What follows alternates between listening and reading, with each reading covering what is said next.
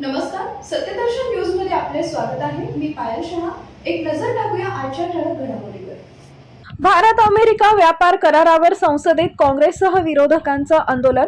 Bharat America व्यापार चौकट करार आणि त्यांचा भारतीय शेतकरी, कामगार व उद्योग क्षेत्रावर होणाऱ्या संभाव्य परिणामांच्या पार्श्वभूमीवर आज संसदेत काँग्रेससह विरोधी पक्षांच्या खासदारांनी जोरदार आंदोलन केलं. या आंदोलनात काँग्रेसच्या खासदार प्रणिती शिंदे यांच्यासह विविध विरोधी पक्षांचे सदस्य मोठ्या संख्येने सहभागी झाले होते. निदर्शनादरम्यान खासदार प्रणिती शिंदे यांच्यासह इतर खासदारांनी हातात फलक घेऊन सरकार विरोधात घोषणाबाजी केली. Narendra surrender, the nation is watching असा मजकूर असलेला फलक झळकावत पंतप्रधानांनी देशाच्या हिताच्या प्रश्नांवर मौन न बाळगता संसदेत येऊन स्पष्ट भूमिका मांडावी अशी मागणी करण्यात आली आहे.